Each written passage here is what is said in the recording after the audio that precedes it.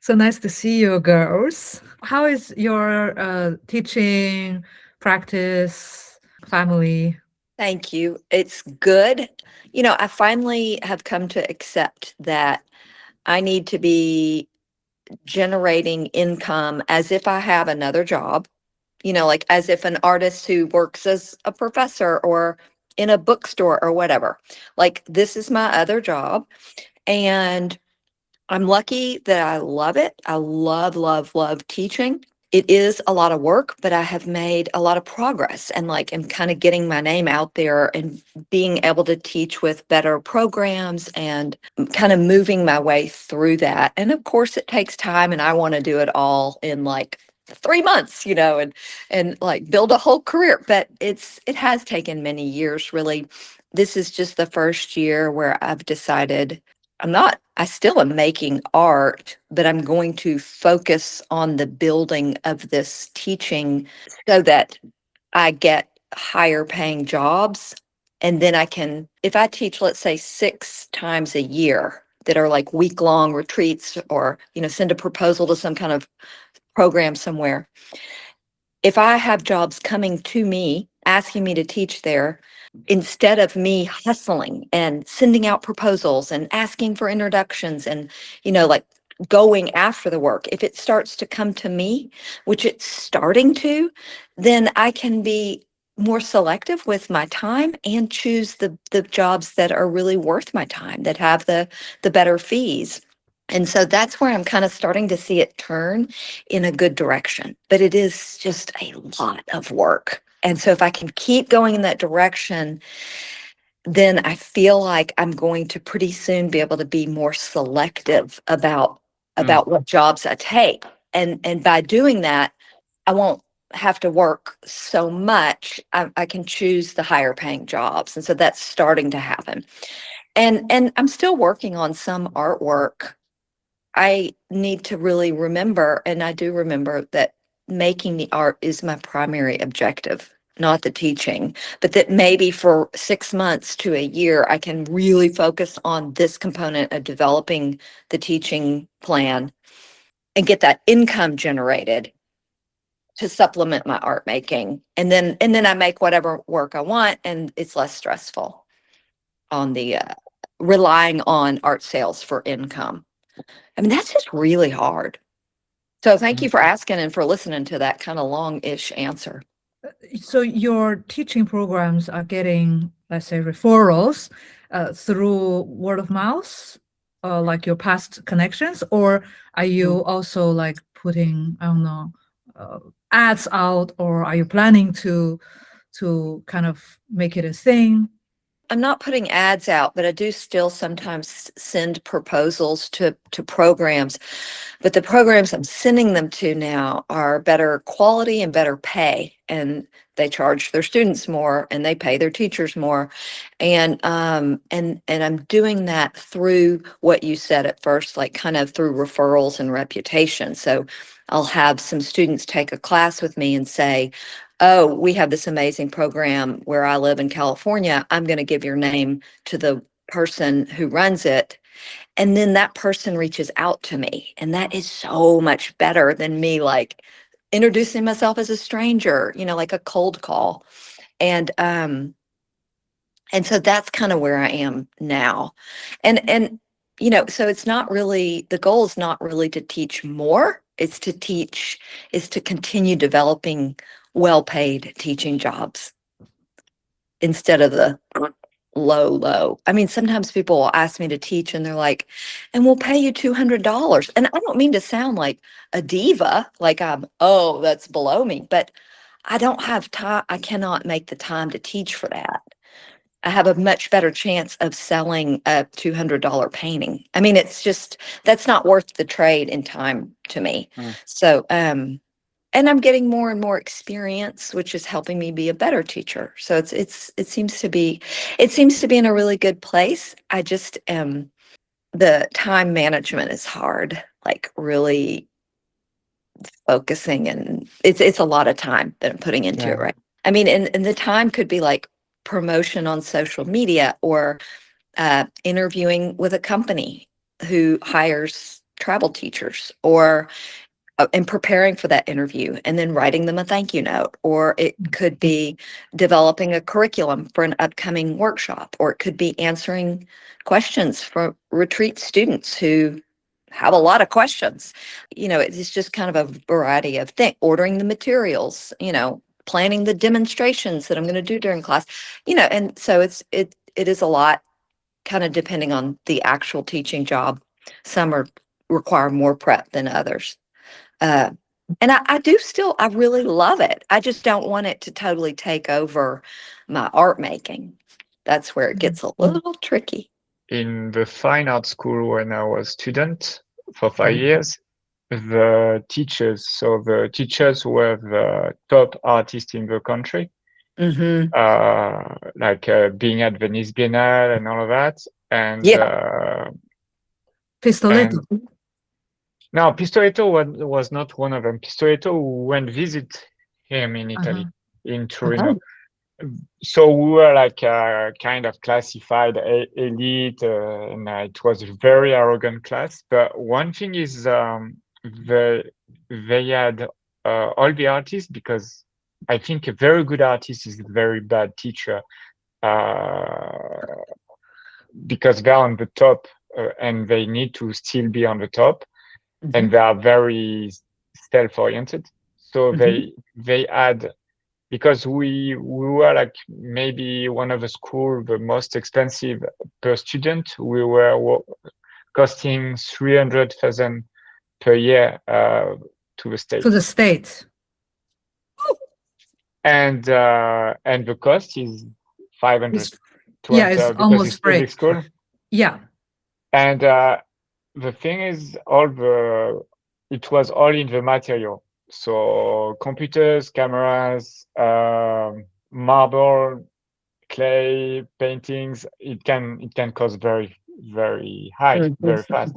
And the thing is, the teachers, so the artists, they gave like half an hour like coaching, like if I were you, you should do that, and and then what they were doing, they were using the materials for themselves. So they were teaching and they were doing art. And the place is also a museum. So you do all the networking with galleries and all that. Yeah. And they were not hurt in time management by teaching there. Well, that is one solution. And as you know, I am not one of the country's top artists. Yeah, and so I'm in a very different situation, and I really rely on referrals. Like students who have really good experiences are my best path to more good business. And I don't know that I don't really have aspirations to be, well, I hate that's a negative thing to say out loud, but it's probably realistic. Like, I'm not going to be one of the country's top artists. No, but I you think, need to be born like that. Yeah. Yeah, I mean, I'm not, and I've started late, and all these things we've talked about. But I think that my art, every time I go back to it after teaching, it's better. I get better and better, and I think it's partly from the teaching. So I feel good about the way the art is developing as it relates, or as it exists, as the practice exists with the teaching career. It's just time management. And Greg, even though, of course, I wouldn't do that, what you were just saying, like, yeah, I was ironical. Right. But I could take a little lesson from that. Just not like use up the students' materials, or make my own work but I do put too much time into the curriculum planning. And even while I'm teaching, like if it's a week-long workshop, I'm exhausted after, because I have just given so much every minute, every day. I have learned like to have boundaries where students, they'll want to text or call or show me something like that night, and I'm like trying to read a book and be alone for a little while. And I'm like, I'm not available at night. I only teach during the workshop hours. I've had to find nice ways to say that, but to really put some healthy boundaries around it. Otherwise, I will not enjoy it and not really be able to do a good job because I'll be like, more irritable. Because people, when you're a giving person, people will take. I mean, it's just the way it goes. And You so propose that's like, that, they give you take that. yep, Mm. exactly. And that has been probably a big personal lesson for me is how to really have firm boundaries and communicate clearly without feeling like, oh, I'm not going to be liked and, all of that. Then, if I may, there's also the model of a Renaissance school. Yeah. So apprentice and Raphael, whose only mistake was not to live long. He lived 37 years. Otherwise, he would have crushed Michelangelo by far. And in fact, he had a message. So his idea was to, I don't know why I become yellow suddenly. His idea was to carry the message of a church. At that time, it was that. And there was no problem because he was very good. He was teaching to students. The students were also helping him in making the message. So he was not the only painter at this painting.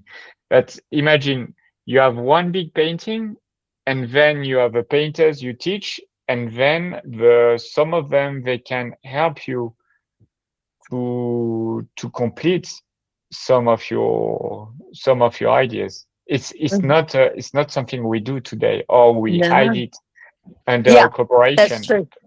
Yeah, like Jeff Koons or Yeah, but I guess a lot of students are not in the level that produce sellable professional works.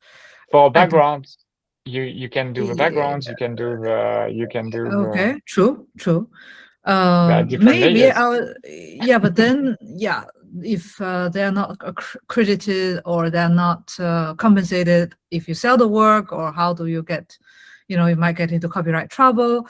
So I know the society is not made for that. Anymore. But it's a good point still, because it's like, well, then what could we do kind of like that in contemporary times? Like if you're going to, like how to... I can tell you a way. What's that? Because I worked for the EU IPO for the Intellectual Property Right Office. So basically you can steal their ideas. Oh. No, because ideas are not protected, and you can do it openly. You can say, let's work on this project. Everybody is brainstorming, and we do brainstorming sessions, and you can listen what ideas they have. I'm not saying that they said, I dream of a pink elephant, and you paint a pink elephant like how they dream, because likely that's not the idea you want, right? But you can get inspired from maybe a pink elephant idea, and then you integrate it into your future work at some point. But ideas itself, anyway. Yeah, right. But ideas, like you can even have like a way to, I don't know, take notes with a AI app in classroom. So everybody's ideas are like in a document, and if you run out of ideas, you can go to the document to look and some things like that, because ideas are not protected by copyright. Nor patent, nor intellectual property right. Okay, well, that's good to know. And I like that you used the word to be inspired by, and, like just instead of stealing their ideas. We give very bad ideas, right? Or you. Like, no, you said steal the school's material.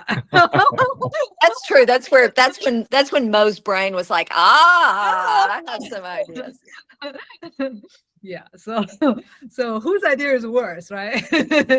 Yours. My idea is not illegal. It's not illegal. So yeah, okay. Yeah. Well, Esra, what do you think of all of this? I was listening all of the speech about ideas. Yeah, I have no problems with taking ideas. Indeed, I suffer so much. People take their ideas so seriously. So who cares? Yeah. Exactly. Like, Right.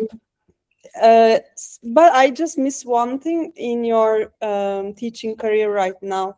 Are you working with the contract, or you are considering again like another level up in your art teaching? It's constantly redoing, reapplying, replanning. So I'm not under contract with one contract.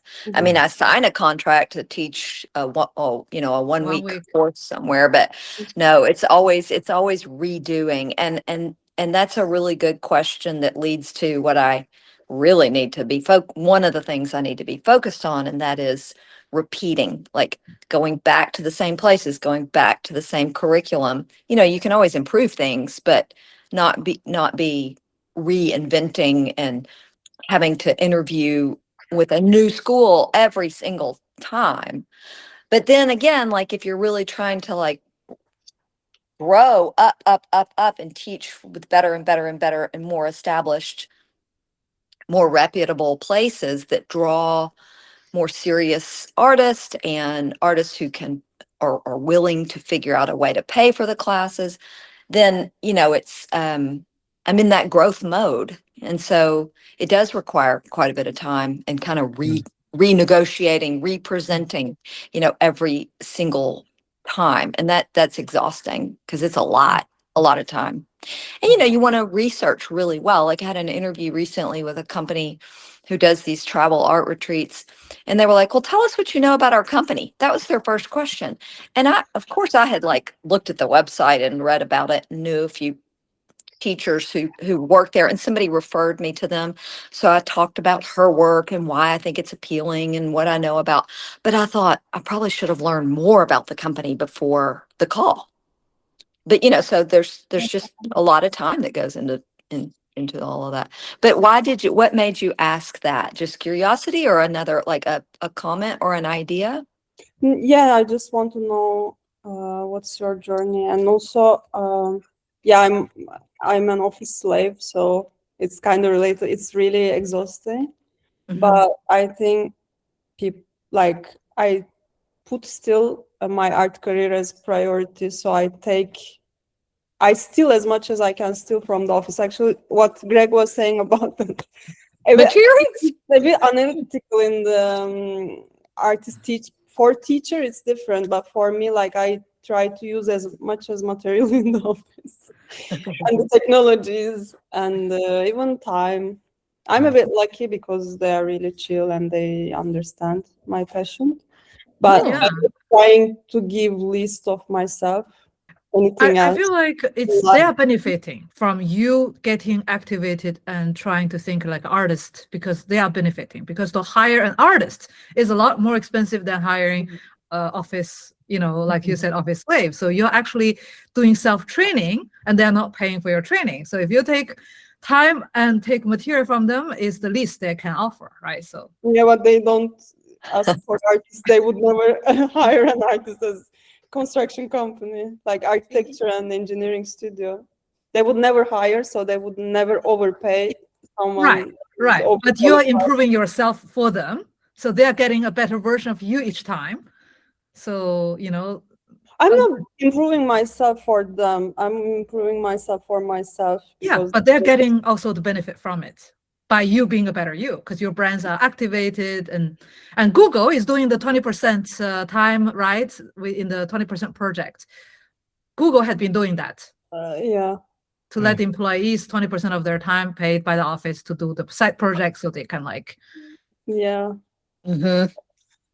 I don't know. It's like this optimization freak Google people. I don't even buy like who really measures what they are doing, and I don't know what American considers hobby.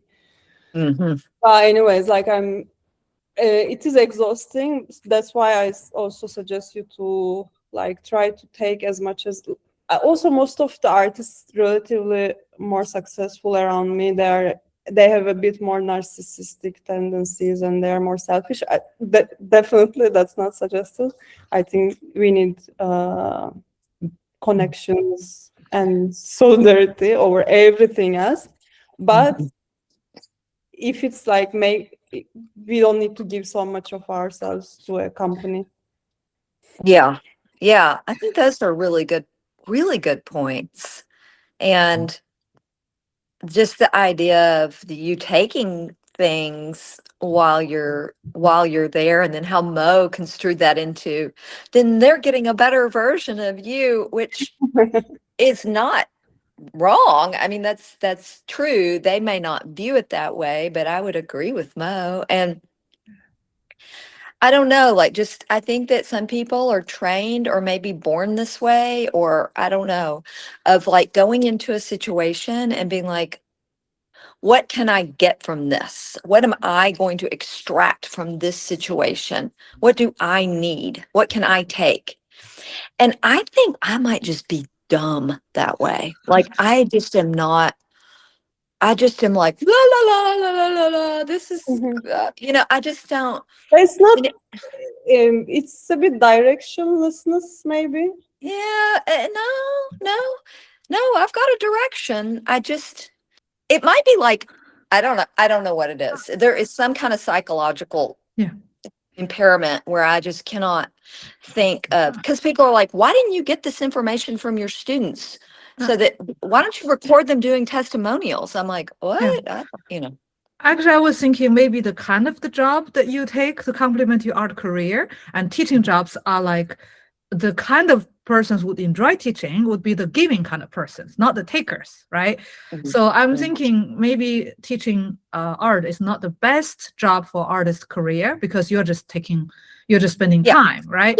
And you're looking downward, giving to someone like in skill inferior to you. Normally, that's why you teach, right? So in a way that you're not learning much from them, and they're learning a lot more from you. That's why you're a teacher and you get paid for it. But you exchange your time, and you likely don't get more like key pieces of the puzzle for your art career. So actually, I was thinking a better part-time job for artists would be, in Spanish, it's called commissioners, curators. In English, it's called curators. So curators would be a better job, because you are talking to buyers, sellers, buyers as museum, sellers as gallery, and you are directly in the food chain, right? You are in the business, and you are actively talking to people in the business. And each time you meet someone who give you or don't give you the job, you're promoting yourself to them, and they will maybe remember you one day if you leave a good impression. And the thing is that the successful rate is a lot fewer, because they require less curators than teachers. There are less curator jobs than art teacher jobs in quantity. Definitely. I would say definitely. And also depending on where you live, but probably even no matter where you live. But like where I live in a rural place, we have very few. I could count the number of curators we have here definitely on two hands, maybe on one. So, it's definitely easier to develop business and paying jobs as a teacher than a curator. Although I've thought about, not that you have to go back to school for this, and not that I need to find another way to spend more money, but I've thought about going back to grad school again. And sometimes I think about trying to get a master's in curation and do it something really specific, not too specific, but that's about something I'm passionate about, like gender norms and feminist issues, and like really focus my, You should go Christine's course. It's amazing. Really? Yeah. I want to ask you about it, because about how many months ago, around the Christmas or like, well, I remember I was between Budapest and like I was afar, working in my research stay, and I received a quick email from Christine saying like, like a quick, like you can recommend us one person, young person, to test drive the curator course that she was at that time putting together. And she's like, oh, tell me something now, because she's starting the course, right? And she mentioned someone who wants to be a curator and someone who is young. That's basically like amazing. Love that book. Tell us more about it. But I will tell Laura first about Christine's course. So it is a course that is mainly with on-site groups, but you can do it online. Like it's not ideal, but you can do it online. And she was like, give me someone young. So I was like, young, Esra. right? So the Q is young. And then Esra has a day job, right? So I was like, okay, I proposed to Christine, Esra and Tai, because they are the youngest among the group. And also they are in, well, they are interested in and have, you know, the experience as well to do it. So I wrote I told Esra, I told Tai, and they separately got in touch with Christine to, I think they both kind of be the bystander and saw the course partially, you know, because they both have like full-time commitment. So, you know, if you have told me earlier, I would also put you together with Christine, but she was but like, I'm not the young one.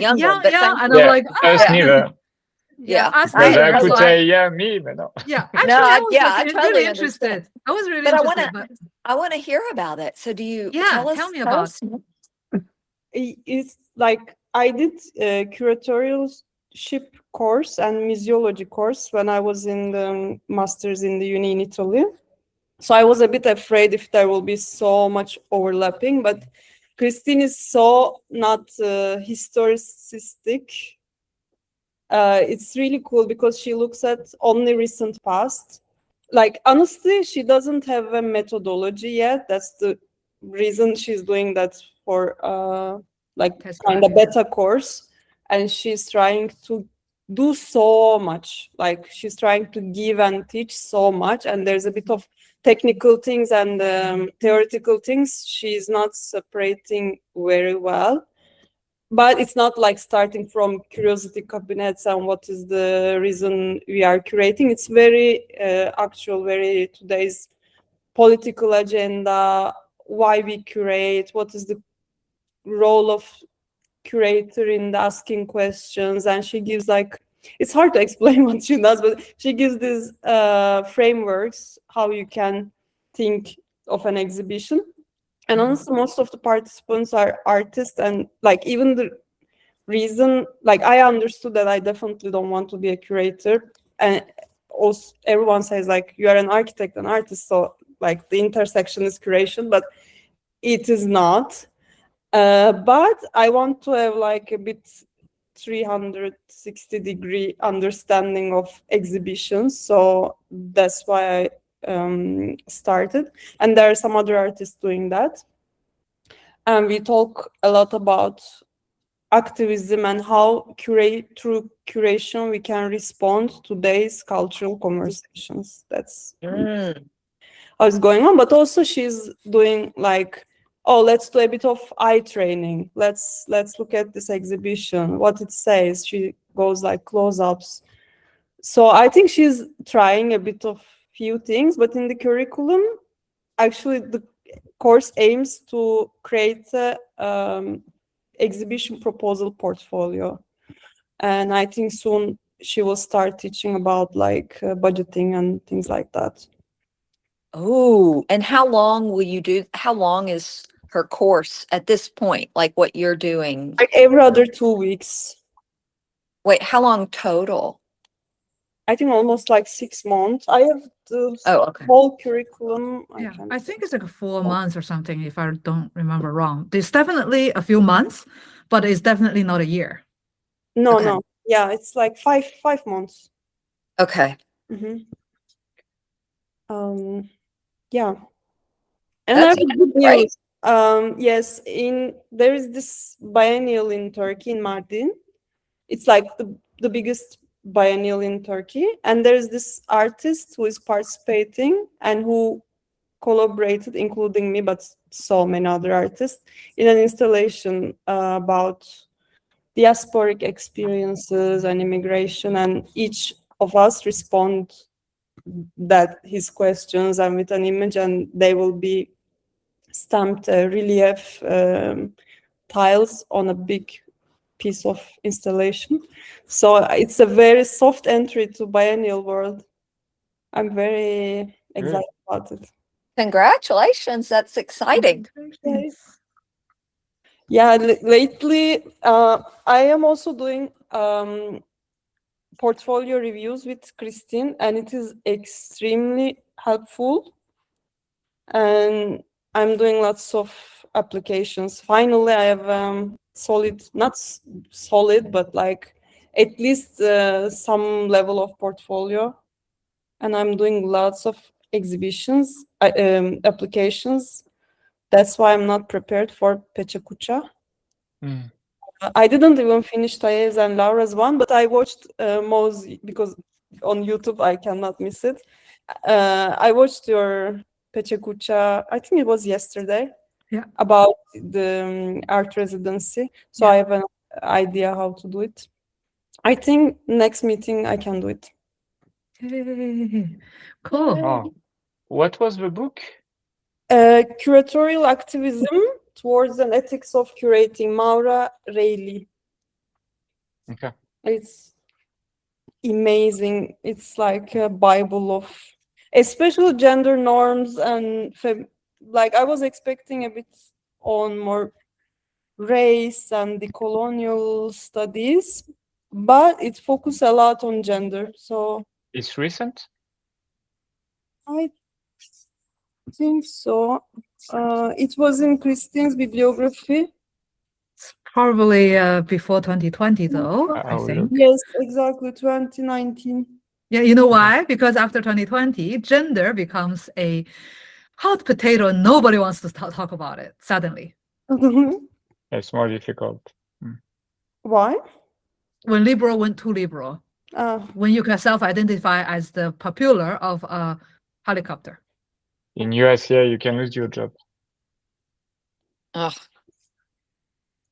Yeah, in teaching. So that's another thing in teaching.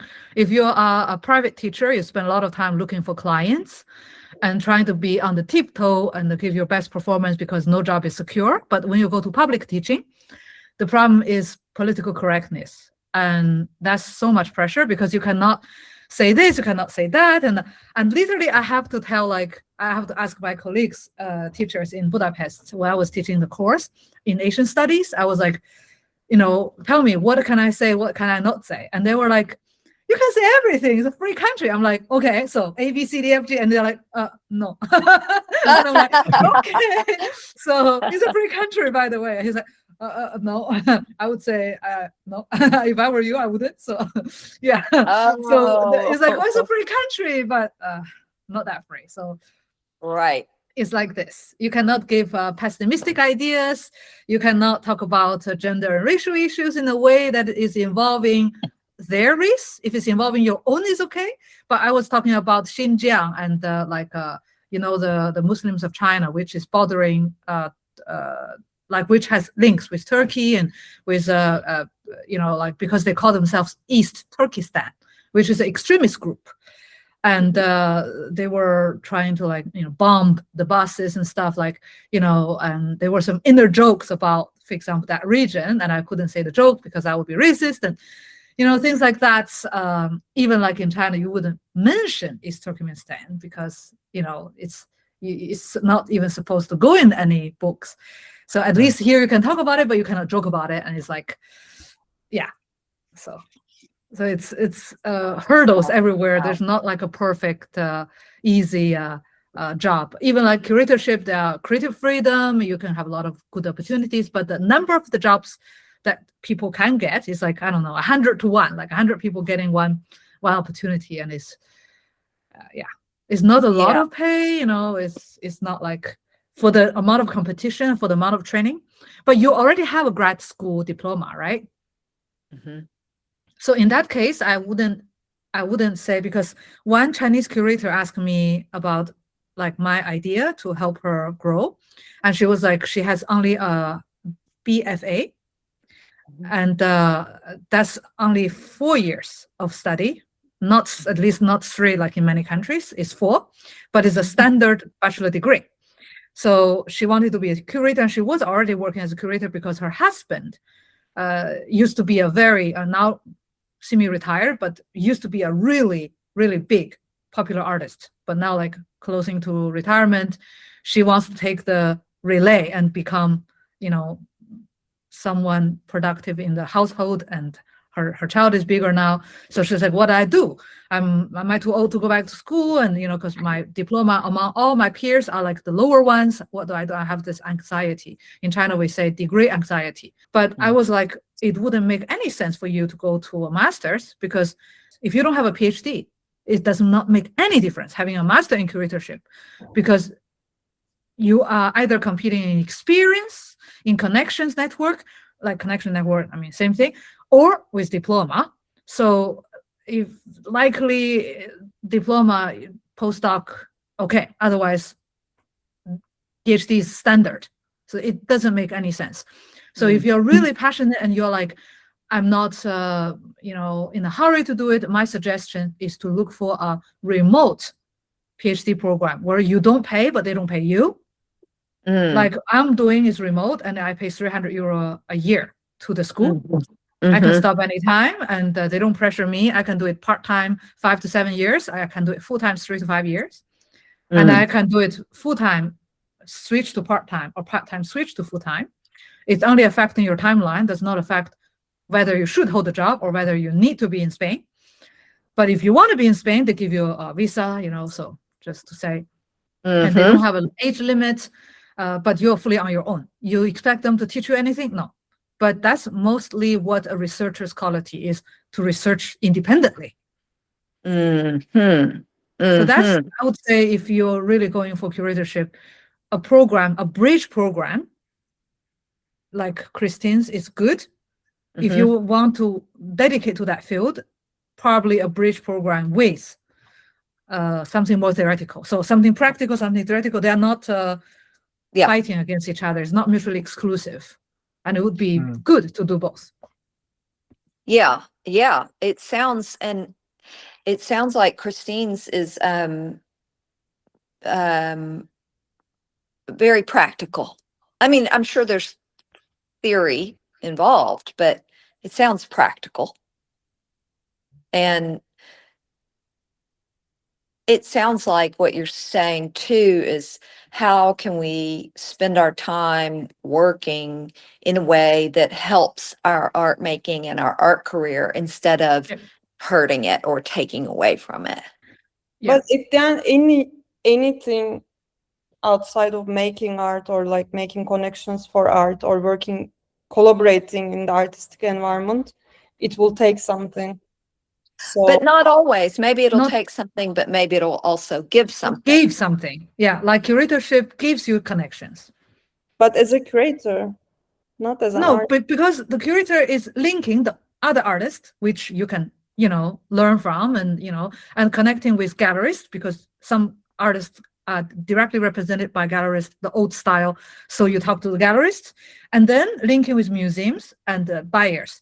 So then you have the bird view of the industry.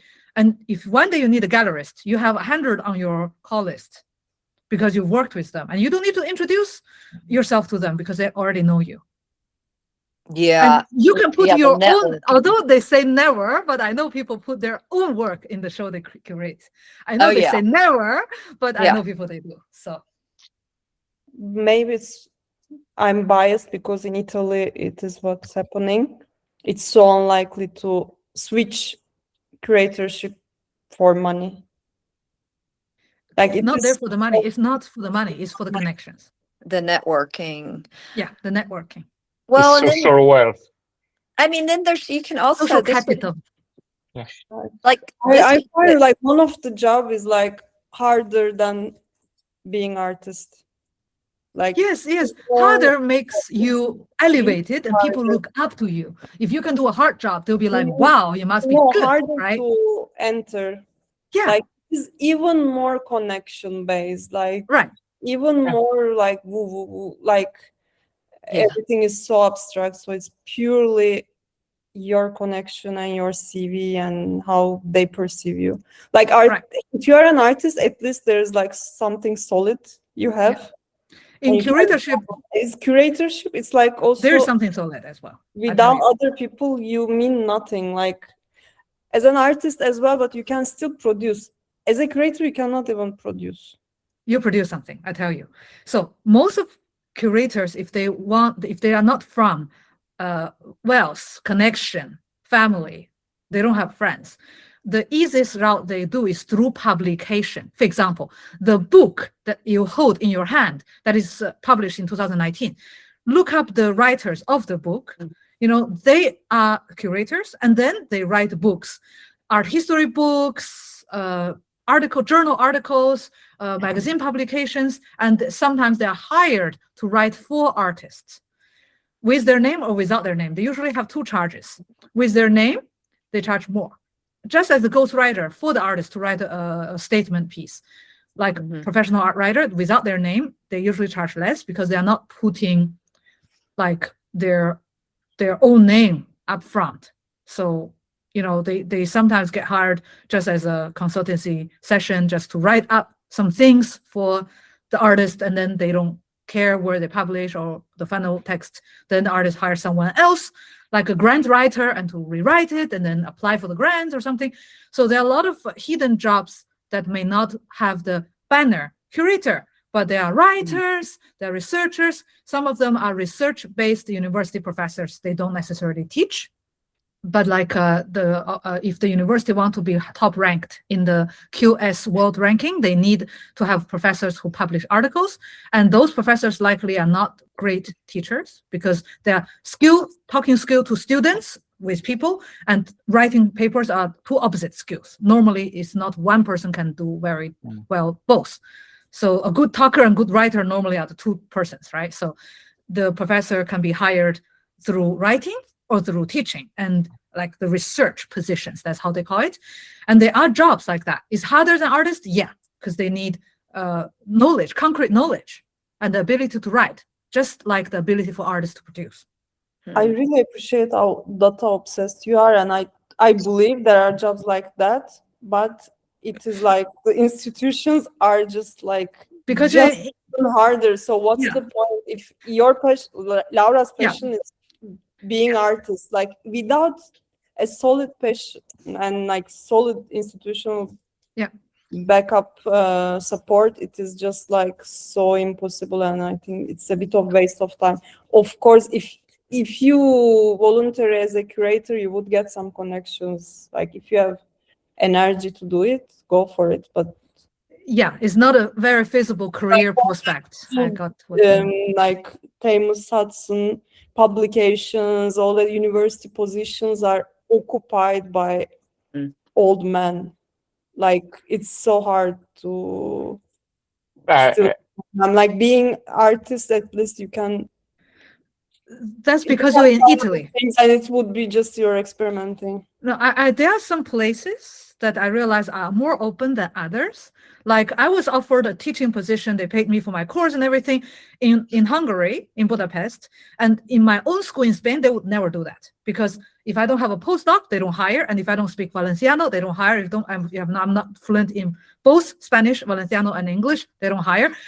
It's like a million reasons why they don't hire. But in some certain places, they are still more open. I would say Italy, France, and Spain are the three least open in the world of art for especially curators, and later on for artists as well. So for the art market, for the galleries as well. So yes, we are in the worst place to start our career, but there are places more open. Yes, in Finland or Scotland, there are opportunities, but are we willing to move there?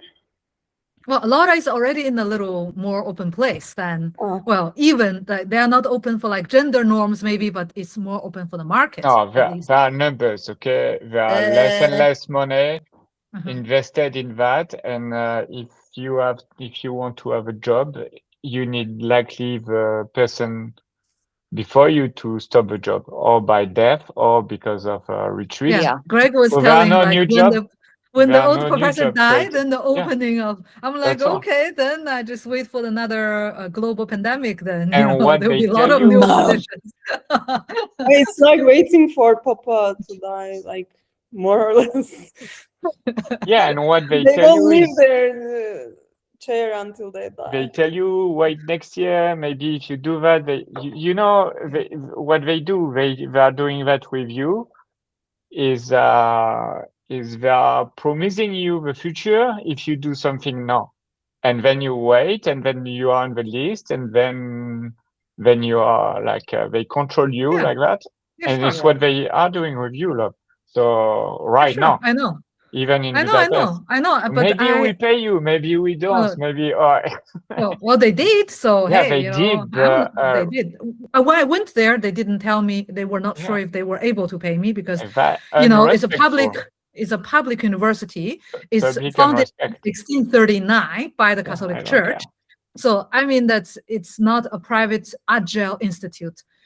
I know, but I needed the box ticked, the experience Ah, to graduate, and I got it. And okay, so I'm not complaining. If I'm not complaining, you know, like the good thing is before you were telling to Christine like curatorship is more game of the elite, and Christine was telling no, it's exactly the so no, the thing is that's good you go on her side a bit is yeah, I go on her side now, but that's not my argument. My argument. okay. So my argument is like when like she is saying that curatorship, Yeah. anyone can become curators. It's a like open, free, no ranking system. You know, my point is you need to have a PhD or postdoc to be a curator, or family or connection or experience, right? So you need one of those. It's in a ranked system, but is it open for people to join yet? Still today?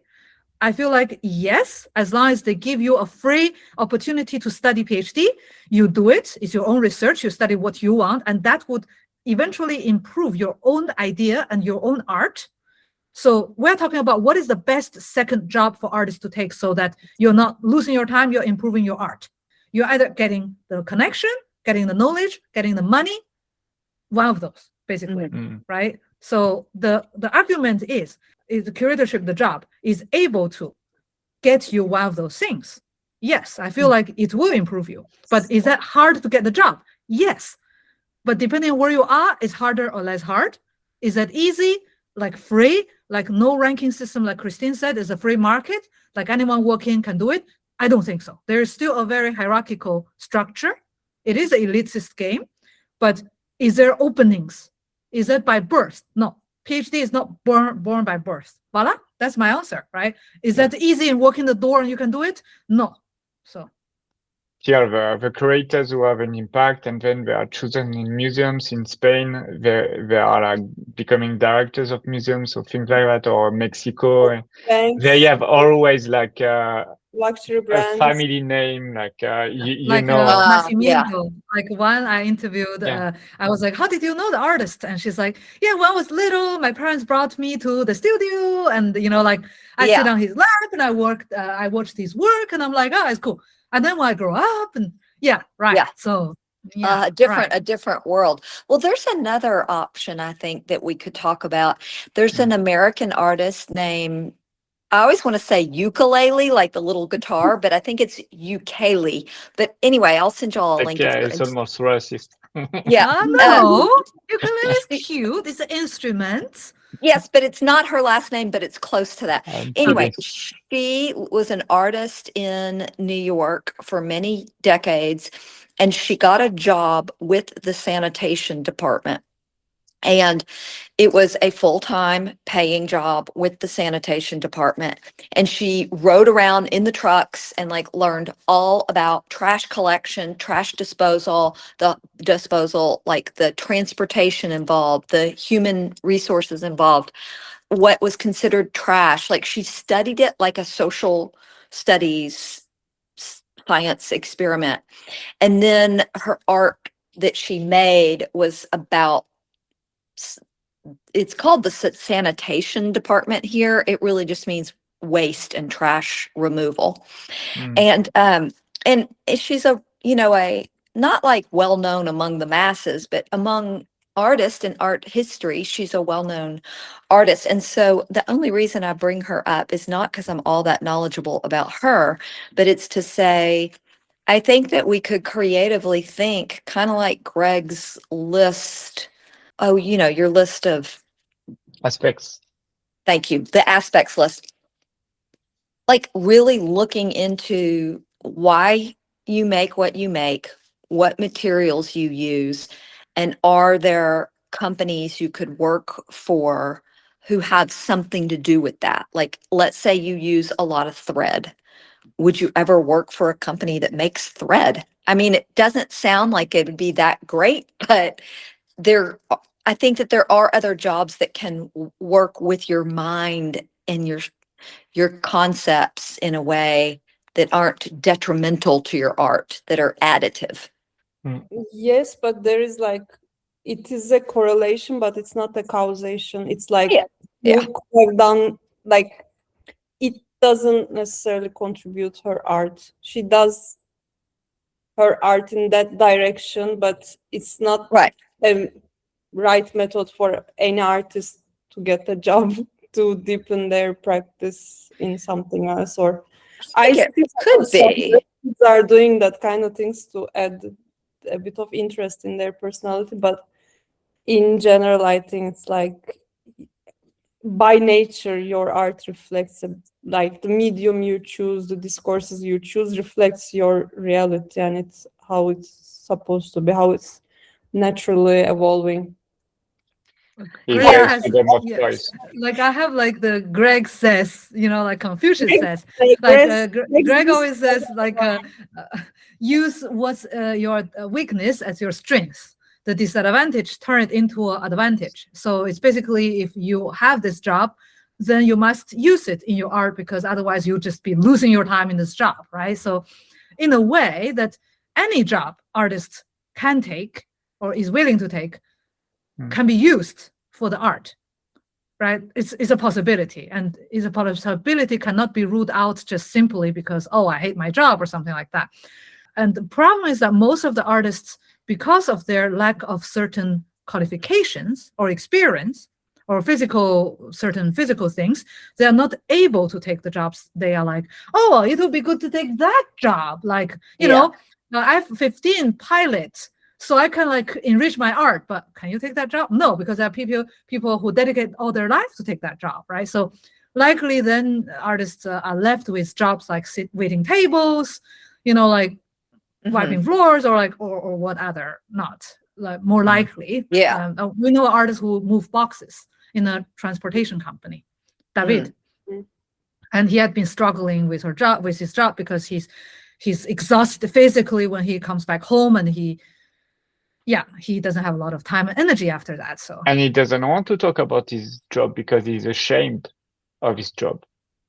Yes, because it is like this stupid industry accept only certain aspects that artists brings in their life.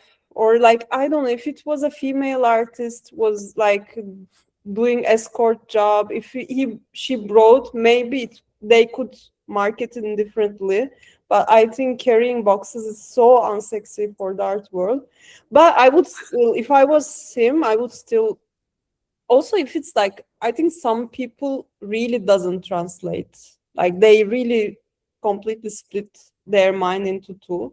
But in my case, I see as a creative challenge. Like I am physically away from my art materials, but I have so many other technologies in front of me. So in my coffee breaks, sometimes when it is so chill, because in project management, we are not always so busy.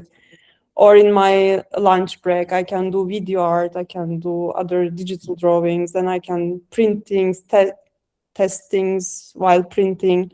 So it's like, in my case, architecture translates a lot in my art practice, but it is not so true for everyone. But I met with an artist who is doing hairdressing, and she translates that in her sculptures like such an amazing way. So I think there's always a way, like maybe, I don't know, stealing materials instead of like trying to buy more, like stealing some cartoons and do some like, or like it could maybe intellectually also impact you. If I carry all day long cartoons, boxes, probably I would do something with boxes.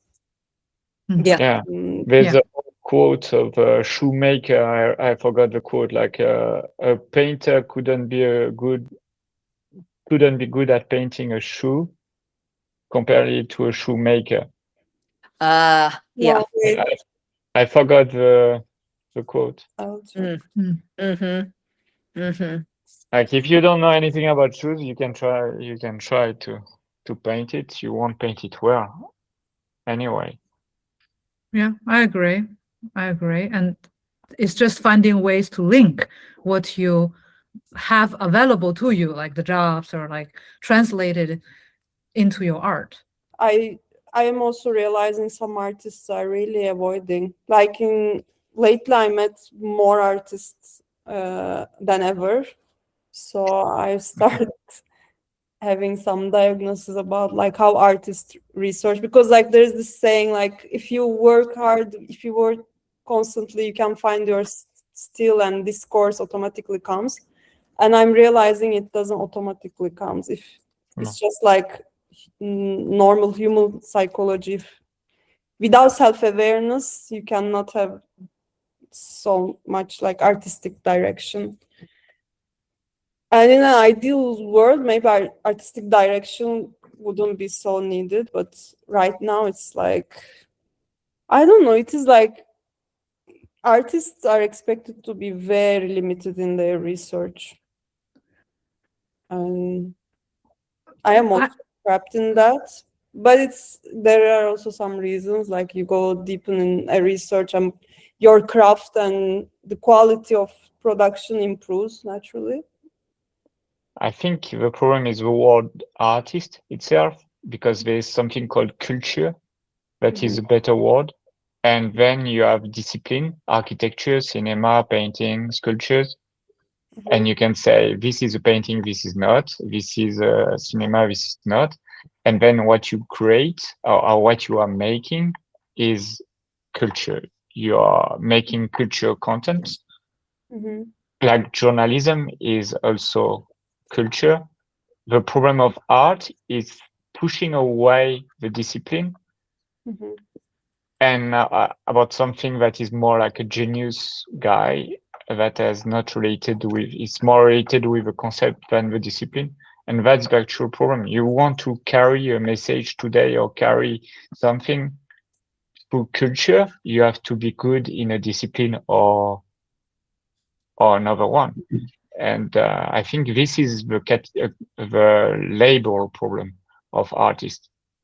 We should just destroy this word for me to solve the problem. Like switching artwork, artist produced artworks, and they paintings, produce cultural objects. Yeah. So for me, art is dismissing culture as a strength. But in Because this very DNA, like almost everyone, all of us are like delusional about self-importance. So it's like so difficult to like artists were already probably like ahead of society, like because also 20 years ago artists were very delulu about their self-image and self-importance, and today's everyone is becoming a bit of, because of a language. For example, Chinese people, they have less of this problem. They are less because of a language also. In language, if you say someone is it's a more collectivist culture. Simply, they're not that. Even in Chinese, I think if you call someone, especially in English, but Chinese is no exception. If you call someone who is an artist, it means it has several connotations. Like when you said the genius artist has to be born like that, you cannot train like that. You know, it has to be born like a God-given gift or something, kind of a randomness to be born. And also, normally you cannot guarantee a productivity. So normally if you say for example, if you say, I need 10 paintings like that in 1 month, and I sign a contract with you for 1 year, in Chinese, it's called 画匠, painter worker. Like there is a documentary called China Van Gogh. It's about the village, Dafen.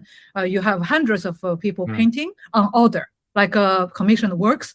And they are painting like tens of thousands per month, like Van Gogh and, all these works, like, the sunflower. And they don't call themselves artists, because if you can guarantee output of production on demand, then you don't call yourself artist. So these villages are existing because of Western demand. this is because China had to adapt to Western system of art. But if we don't exist, they would not care about that at all. Yeah, but okay, but the world has already been influenced by the West. We cannot turn around and do it other ways. But yes, it's true that historically we don't separate production, workers, craftsmen, and artists. But since art as an elitist Western concept has polluted China and changed China forever, now today there are concepts like that. Therefore, the artist's idea, it is limiting us. So it's like, if you take a 9-to-5 job, then it is a separate job than artist. But why can't artists be a 9-to-5 job, right? And there are galleries who hire artists, 15,000 euro per month, 10 works minimum, 1 meter by 1 meter. They're hiring. We know a gallerist hiring artists like that, production. The moment you don't produce, out. They kick you out like garbage. But they pay you well, and they get, you cannot have a website, you cannot have a name. You are painting for them, okay? It exists. Oh, you can have a name, you cannot have a website. You can have you cannot have a website. You can only, it's exclusive, right? So it's like So this is just like the painter worker. Yeah, but European style, because it's a European company, and it's not a Chinese style, because Chinese style is organized in workshops, and each workshop is owned by one family, and they distribute works only within their family, like a traditional artisan workshop where it passes father to son, brother to brother, like that. So the freelancer but hired artist, like the problem is that many artists have difficulties psychologically to accept their full-time job is artist. Oh. And I feel like if the moment artists can accept, then working in art can be their full-time job. If they can produce and deliver full-time, I know it sounds like, okay, chicken and egg, because you need to have the money to do that. But even with money, they cannot do that. Many cannot. We know many artists who get kicked from the company because once they are hired, they are suffering with burnout, and they couldn't deliver always like what the company wants. 15,000 a month is a lot of money. It was 15 years ago. So you better deliver, but they couldn't because they're like, I'm the artist. And they were Russian artists, and they had the apartment for free from the gallery. Wouldn't it be smart to work like 5 years in that job and then? Yeah, it's what they do. Buy 2 houses and rent one. Yeah. And That's what we do. So I did a calculation. I'm like, okay, to keep my 70,000 euro income a year, I need how many apartments? If each apartment is 700, I need 10. So we bought 10 apartments and rented it out. This is how did you know that? That has been my plan from 10 years ago. So yeah, so that's the only way I find, but it's not feasible for everyone because maybe housing price in some places are more expensive. They don't have the startup capital. The interest rate is rising. Yeah, like it was a window of opportunity for each city or for each region. It's different. Like Anna Stamp is doing that. Like she acquired property so she could, at least she doesn't pay rent and she doesn't pay her studio and she's freely creating. And if you're married, one person is working can support another. Once you're on the good production route, then you support, back. So the husband and wife can be the tandem, take turns to take a job and then create. And it has been done, but most of the artists block, really the block is when they need to produce 9 to 5 on demand. That's when they block. No, I'm not arguing. But it has always been like that. The consistency and the productivity has been like that since Michelangelo. If they add production. Michelangelo was not in China. It's not Marco Polo. So I'm Chinese. Yeah, but he was a beast. He was a beast and took many shortcuts in producing content. Shortcuts he hid in his discourse. So there are many things he made, like tricks, and then he asked the writers to change, and he burnt his process of he was copying some artists, or he was influenced by some artists, but then he was always making the same angles on his paintings, and then he had some copy paste system, but then he burnt all of them, and there are Yeah. proofs of that. There's a TED talk about that. It's very interesting. He invented a process, and process itself is a patent. It's patentable. So, Not at that time. So yeah, okay. But I mean is that if you can invent a process, you can have it's it what as you your do. own. You can invent a material. The only thing is the ideas are free, and you cannot, copyright an idea. It's the only thing you can steal. So steal an idea, right? So Yeah. What process, like in artistic process, like what's the point of? I'm thinking about like myself to do like doing this font design, drawing. Like it is a real 7-step process. Like if there's a way to, like, would it be smart to try to patent on that process, or like telling step-by-step guide? So the thing is that a patent normally needs to be commercializable because it costs money to file for a patent. Not And much. well, you need at least €1,000. Okay, but then to maintain it, you need to refile every couple of years.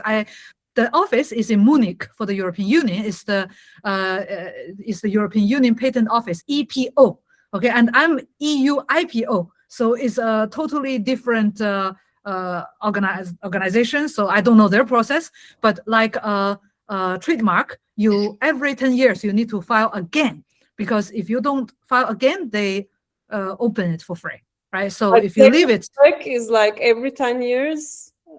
Yeah, like every, I don't know, 10 or 5 or how many, but there's Mhm. every X amount of years you need to renew. And every time you renew, you need to submit papers, you need to pay a fee. It's not as much as the first fee, but there is a fee. There's a maintenance fee. That's why I said if it's not commercializable, just for the artistic patent that you can use and you don't want other people to use, the best way is to hide it.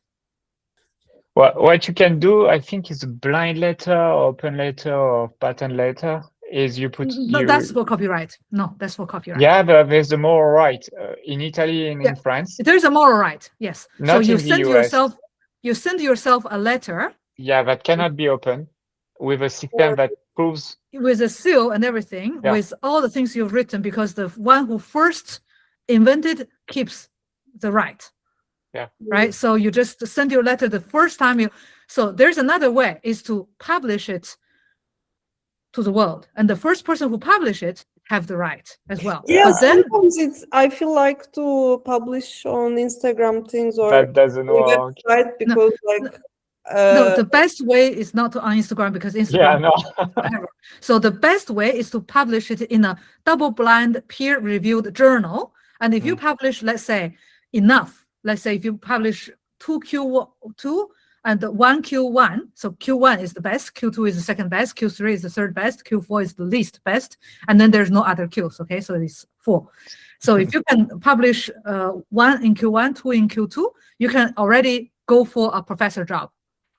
So it's one stone, two birds. So not only the journal gives you job opportunities, also it gives you protection. So it's the best is to publish in the, and it's mostly, if you publish in Europe, it's mostly free. If you publish in the States, there is an article processing fee. But even sharing just Instagram, I think, would protect in a certain.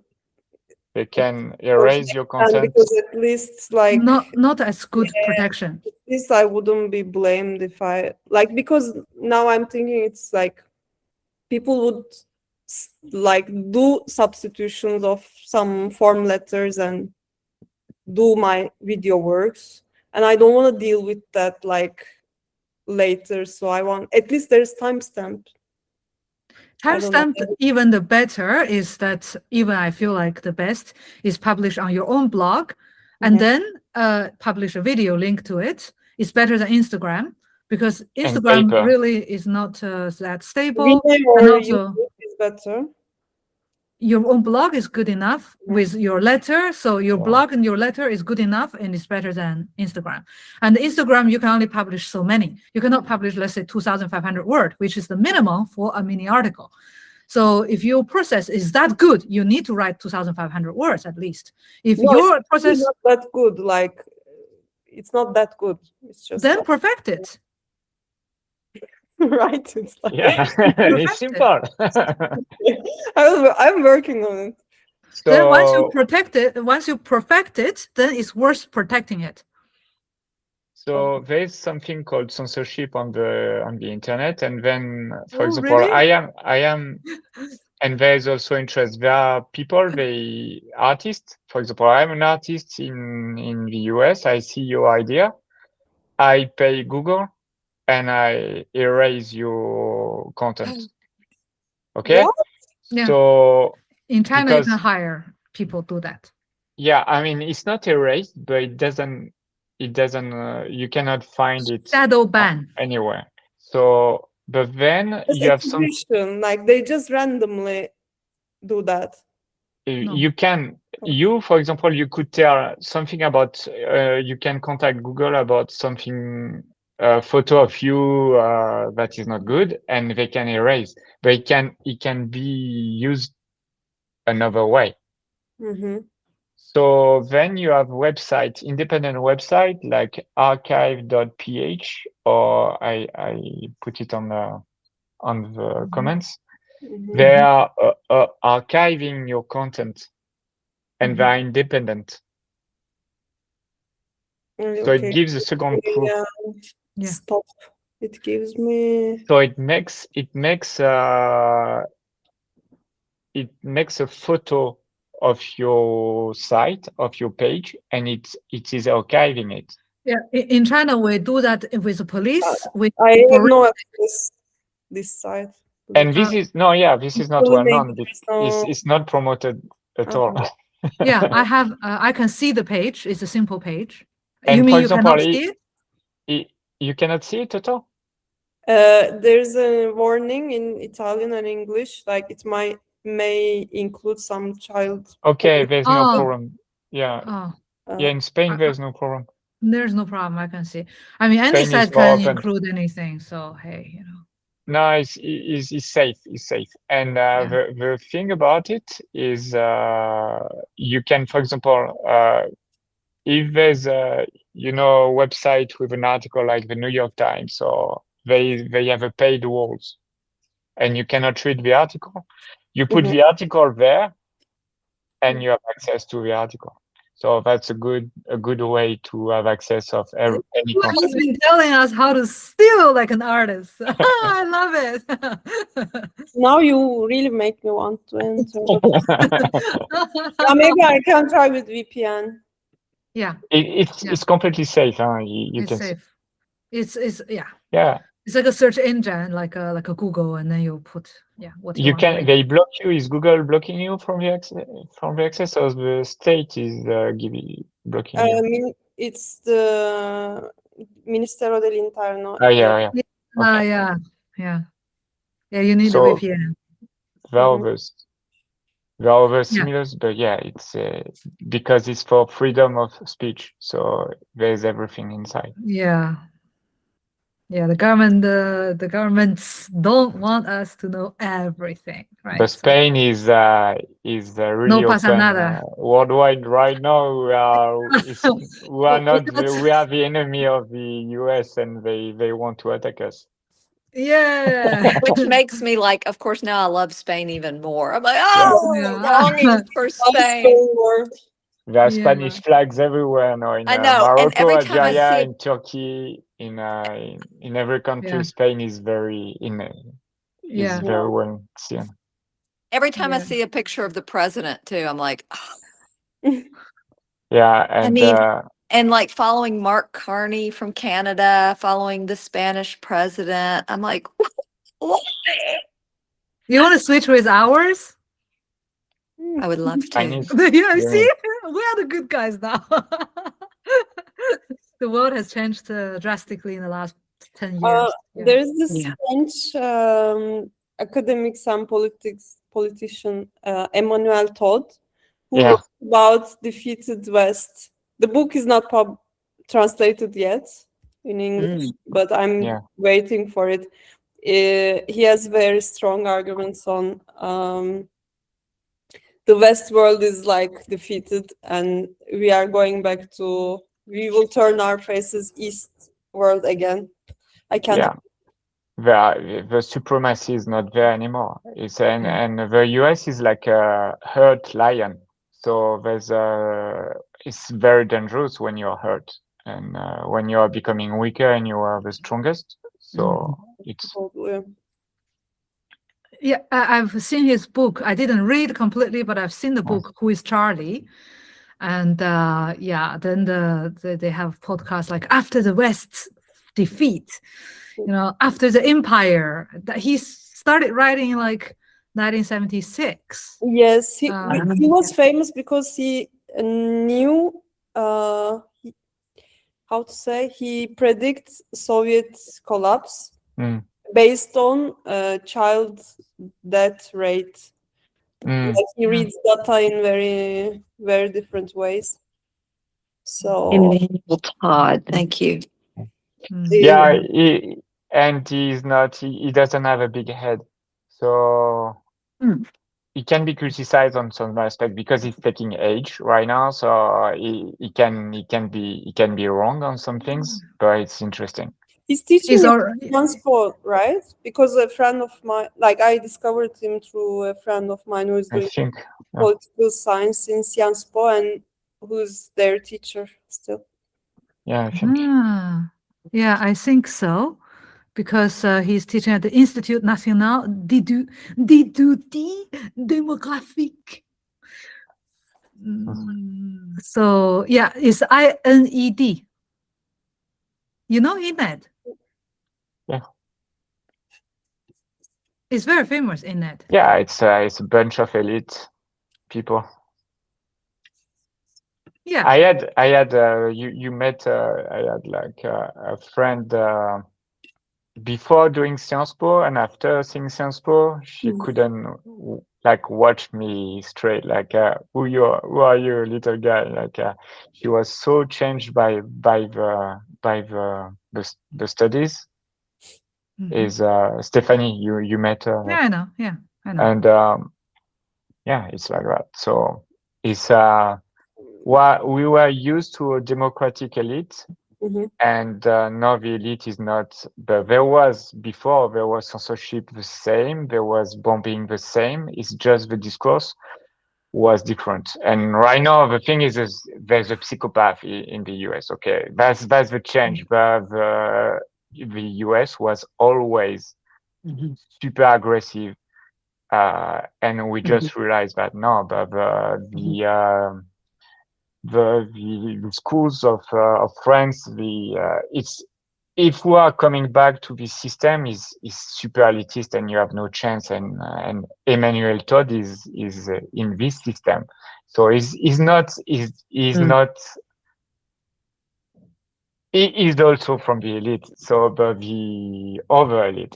So yeah, but it's like he has good arguments. I'm just like telling he's not not my friend. I wouldn't get offended. Like, but I follow a few like Turkish.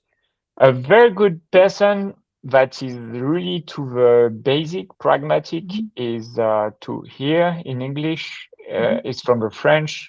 And he has books, and he's very pragmatic, and it's kind of bad for the future when so it's about energy. It's called Jean-Marc Jancovici. Let me check.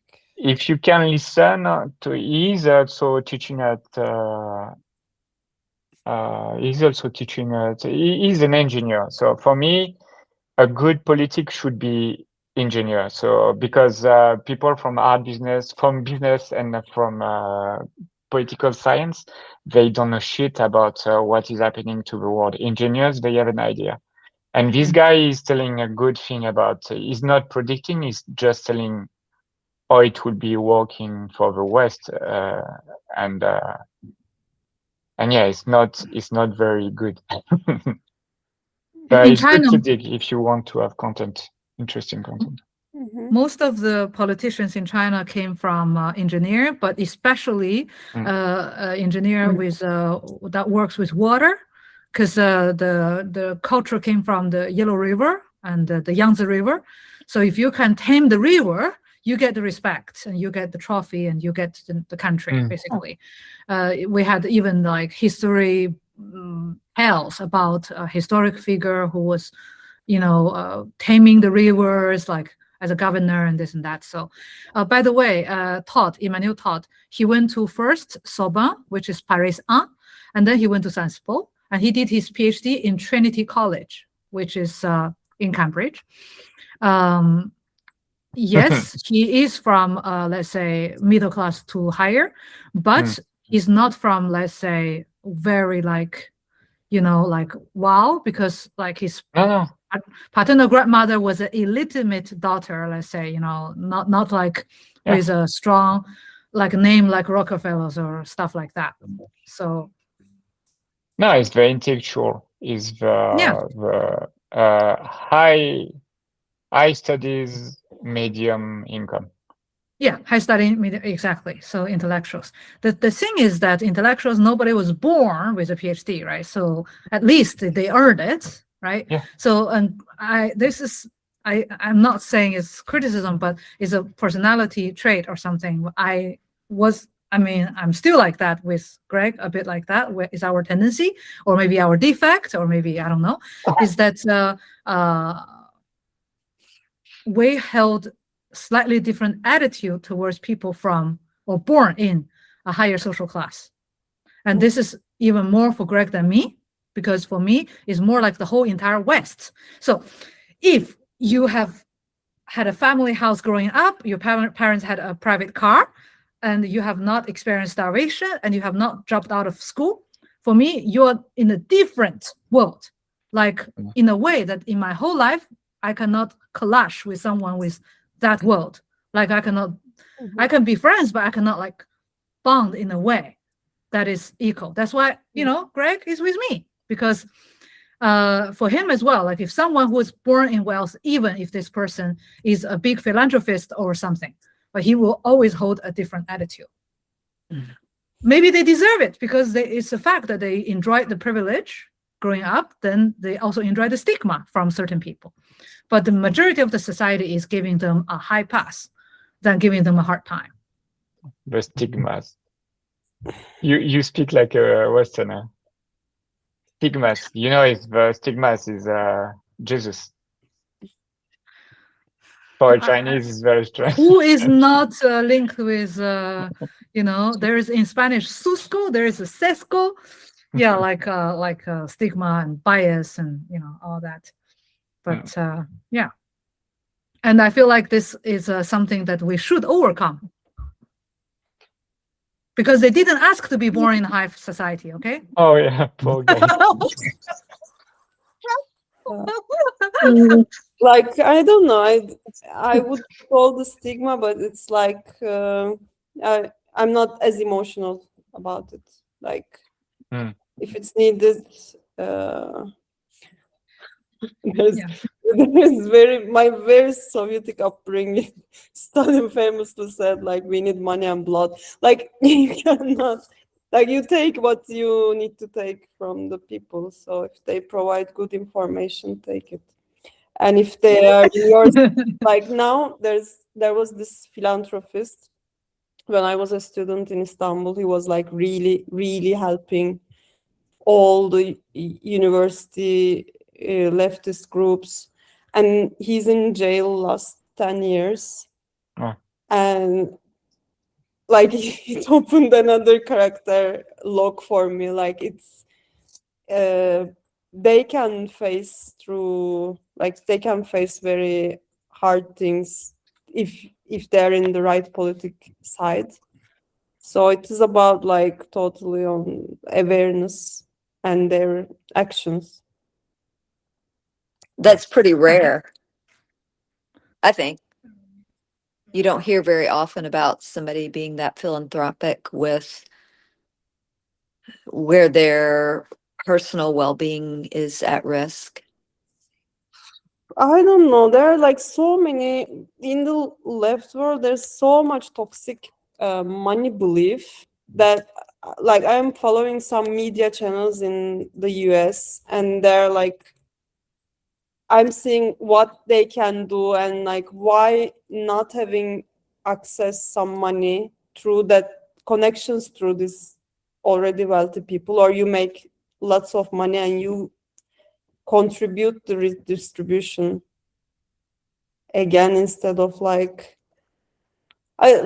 my father always believed that if you earn so much money, you would become someone else, and that's dangerous. Like you should stay true to your values, like, because he's like so toxic. He thinks if I am obsessed with money, if I earn so much, I would buy Mercedes. Like, it is like you earn money, but this doesn't mean that you will keep all for yourself. Like there's so little self accountability on that. Like, why you think that money would change you so badly so sudden? Normally they will. I think normally they will, but usually they change men because it's a biological thing. Social ranking change the level of hormonal. Yes, it's mainly a man thing, and that's why men who are not from Wales hold grudges towards men who are from Wales, because historically the ones with the higher social ranking or financial ranking today that will access more women, will access more resources, and that's detrimental for men who are from inferior social ranking. So it's a biological thing. And there are two social studies. There's one playing Monopoly. People taking care of a bank have more chance to be tricky. And then there's also the price of a car is related to not stopping on the white band or the red light, or so people, the more expensive is your car, the less chance you stop on the zebra line. Yeah. Mm-hmm. There's yes, but these are like statistical. It's a game, so if you follow the game, you're into it. Social ranking changes. This video is recorded, so I'm saying that no matter what, I will not buy a car or like. It's abstract game. I'm very passionate about to have some more resource to realize my vision about. Sure. What we can do. I think also like that female investment internet discourse. I don't know how much you are aware, but like there's this massive inequality between male and female total wealth in the world. Like really about like why, like, because ethical investment doesn't exist because you just simply need to believe in the system. Already so much gap, and like women are even more detached with their financial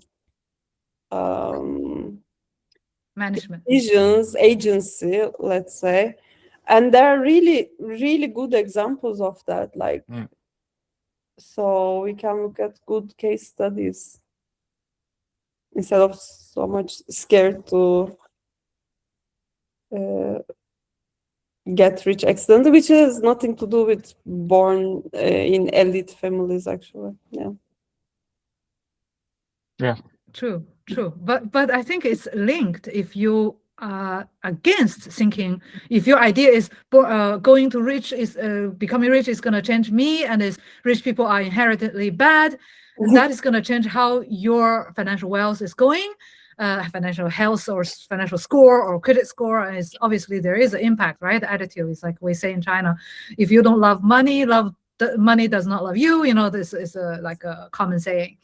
So there is a slight link, but I feel like the attitude towards the superior social ranking by birth is affecting how artists grow. Because if the artist thinks rich people are assholes, they refuse to work with them. And guess what? Rich people can buy your art. Poor people can't buy your art. So you are like rejecting clienteles. Yeah, I found a very good quote about that. Is did I find it? It's like so I read it. In a democracy, the core goal of a class struggle is always the same: to convince the middle classes to join forces with the working classes against the ruling classes. Contemporary does the exact opposite. Is it encourages the middle classes to ally with the ruling classes against the working classes.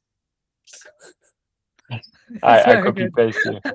Very good. Yeah, right. Because you're producing a work that would only benefit you if you heavily speculate. Yes, but I just still don't understand why people have so little self-accountability. Like, in order to take action and like change even something very small, even just your environment, there's still like you need resources. Yes. Yeah, that's why marrying a rich guy is definitely the number one thing to do for an artist to get ahead. Thing is, we have a problem. The elite is not rich. The elite has a wealth. Is different, and the elite is controlling the money. Doesn't need the money. They are making the money. Elites get married only with other elites. Like, it's so hard. And it's not. When you are control of a bank, you don't need when you print the money is the elite. You decide the game rules. You don't need money. Yeah. China has been an elitist society for thousands of years, and not because of wealth, but because of the social ranking and everything. And that is why we could accept capitalism so easily, because we were already prepared for it, being an elite society. So it's about competition. It's about the willingness to say yes, to adhere to a standard. And that's also going back to artists working a job, is adhering to a standard. Yeah. Anyway, it's not a bad thing. It's people that they don't have open eyes on it. Or open attitude towards it. Yeah. So you need to accept the system how it is. And if you want to change it, you are subversive, and the antibodies will attack you back because you are attacking the system. If you, as activists, is what I told to Christine last time, is you are just transgressive. Like I put ketchup on your wall, on a Van Gogh, you are not subversive, you are just transgressive. And you are doing exactly what capitalism does with a negative bias. You have the media that are making money with your transgression. They are profiting from you. You are not subversive. Yes, but this is still a bit of underestimating the agency. Then it is like the mindset of everything is already set. Well, I don't know what. No, because subversive, like the real activists, the people who are leaking information, who are changing what is happening to the world. Most artists don't change.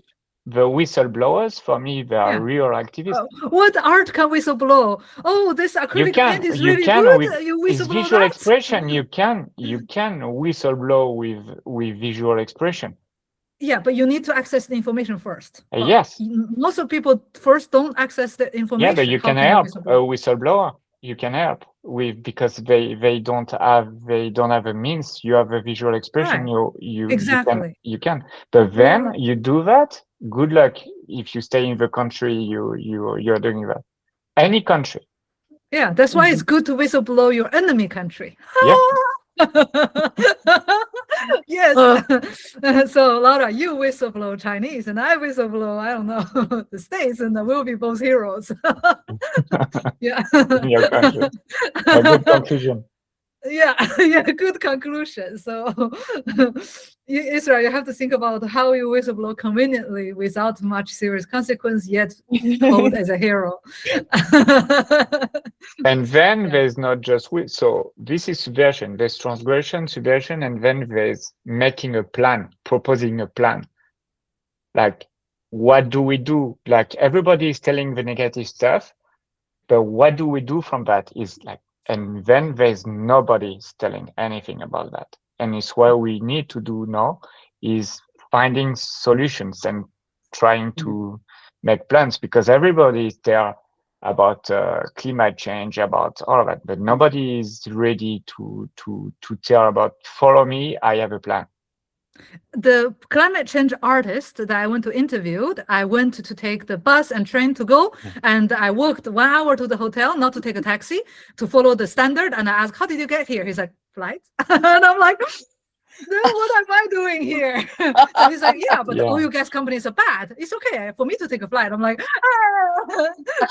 And he yeah. was working with a I painter. remember that artist who was a French man, no? Rosler. Ye- German. Olivier Oliver. Rosler. Yes. German? Oliver Rosler. He's quite famous. And he's open about it. He said in the interview, I'm not whistleblowing anything. And he was working with Olivier. a woman painter collaboration, and the name he didn't even mention. I remember. Oh. Hmm. It was not written. The I don't want to leave, but I Yeah. have to. yeah, Yeah, we all me have too. to. I just Yes. realized the time. Thank you all Yes, very time much. flies. Thank you for the great discussion. Thank you. It's So very next month, inspiring. Pechakuchas. Yes. Yes, Look how long Esra. is him. Thank you. Bye. So- Bye, Thank you. Kitty. Bye. Bye bye. Bye.